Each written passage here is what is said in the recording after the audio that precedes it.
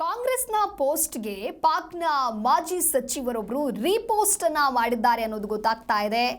S, Congress post ಇದೀಗ ಒಂದು ಕಡೆ ವೈರಲ್ ಆಗ್ತಾ ಇದೆ, ಇನ್ನೊಂದು ಕಡೆ ಪಾಕಿನ ಮಾಜಿ ಸಚಿವ ರೀಪೋಸ್ಟ್ ಒಂದನ್ನು ಹಾಕಿದ್ದಾರೆ.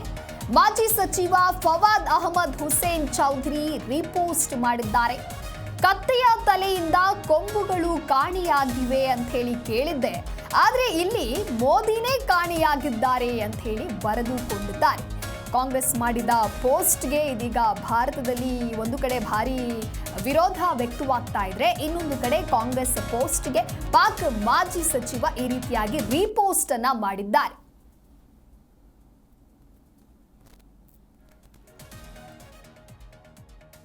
ಕಾಂಗ್ರೆಸ್ ಪೋಸ್ಟ್ಗೆ ಪಾಕ್ನ ಮಾಜಿ ಸಚಿವ ಇನ್ನೊಂದು ಕಡೆ ರೀಪೋಸ್ಟ್ ಅನ್ನ ಮಾಡಿದ್ದಾರೆ. ಹಾಗಾದ್ರೆ ಏನದು ಪೋಸ್ಟ್, ಅದ್ರಲ್ಲಿ ಏನಿದೆ, ಏನಂತ ಪೋಸ್ಟ್ ಮಾಡಿದ್ದಾರೆ ಅಂತ ನೋಡ್ತಾ ಹೋಗೋದಾದ್ರೆ, ಕತ್ತಿಯ ತಲೆಯಿಂದ ಕೊಂಬುಗಳು ಕಾಣೆಯಾಗಿವೆ ಅಂತ ಹೇಳಿ ಕೇಳಿದ್ದೆ, ಆದರೆ ಇಲ್ಲಿ ಮೋದಿನೇ ಕಾಣೆಯಾಗಿದ್ದಾರೆ ಅಂತ ಹೇಳಿ ಬರೆದುಕೊಂಡಿದ್ದಾರೆ. ಹಾಗಾಗಿ ಕಾಂಗ್ರೆಸ್ ಮಾಡಿದ ಪೋಸ್ಟ್ಗೆ ಭಾರತದಲ್ಲಿ ಭಾರಿ ವಿವಾದ ವ್ಯಕ್ತವಾಗ್ತಾ ಇದೆ.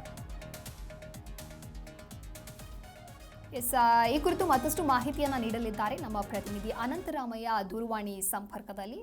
ಅನಂತರಾಮಯ್ಯ, ಇನ್ನು ಕಾಶ್ಮೀರದ ಪಹಲ್ಗಾಮ್ನಲ್ಲಿ ನಡೆದ ಉಗ್ರರ ದಾಳಿ ಪ್ರಕರಣಕ್ಕೆ ಸಂಬಂಧಪಟ್ಟಂತೆ ರಾಹುಲ್ ಗಾಂಧಿ ಹಾಗೂ ಖರ್ಗೆ ತುರ್ತು ಸಂಸತ್ ಅಧಿವೇಶನವನ್ನ ಕರೆಯೋದಕ್ಕೆ ಒಂದು ಕಡೆ ಮನವಿಯನ್ನ ಮಾಡ್ತಾ ಇದ್ದಾರೆ.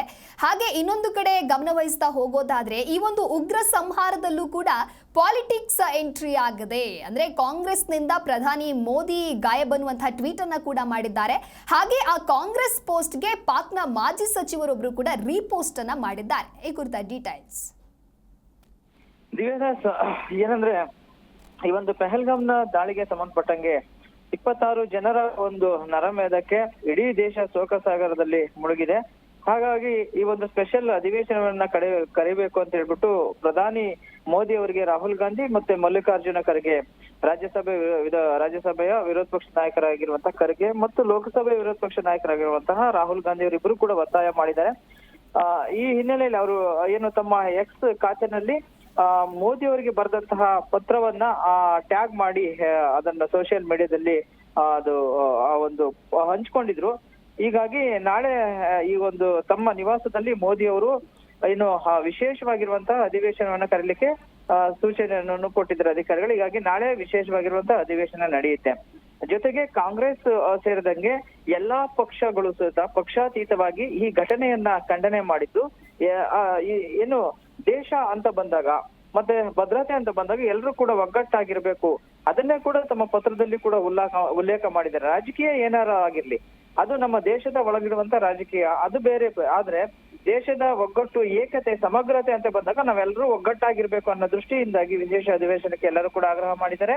ಇನ್ನೊಂದು ಕಡೆ ಕಾಂಗ್ರೆಸ್ ಹೈಕಮಾಂಡ್ ಇಂದಲೂ ಕೂಡ ಇಲ್ಲಿನ ಸ್ಥಳೀಯ ನಾಯಕರುಗಳಿಗೂ ಕೂಡ, ಅಂದ್ರೆ ಎಲ್ಲಾ ಸ್ಥಳೀಯ ನಾಯಕರು, ಇಡೀ ದೇಶದಾದ್ಯಂತ ನಾಯಕರಿಗೂ ಕೂಡ ಬಾಯಿಗೆ ಬೀಗ ಹಾಕೊಂಡ್ರಿ, ಯಾವುದೇ ಹೆಚ್ಚಿನ ಪೋಸ್ಟ್ ಗಳನ್ನು ಮಾಡೋದಾಗಿರ್ಬೋದು, ಬಾಯಿಗೆ ಬಂದಂಗೆ ಮಾತನಾಡೋದಾಗಿರ್ಬೋದು ಆಗ್ಬಾರ್ದು. ದೇಶದ ವಿಚಾರದಲ್ಲಿ, ಅದರಲ್ಲೂ ಭದ್ರತೆ, ಭಯೋತ್ಪಾದನೆ, ಈ ವಿಚಾರದಲ್ಲಿ ಎಲ್ಲರೂ ಕೂಡ ಒಗ್ಗಟ್ಟಾಗಿರ್ಬೇಕನ್ನೋ ಒಂದು ಮೆಸೇಜ್ ಅನ್ನ ಪಾಸ್ ಮಾಡಿದ್ರೆ ಹೈಕಮಾಂಡ್ ಎಲ್ಲರಿಗೂ ಕೂಡ.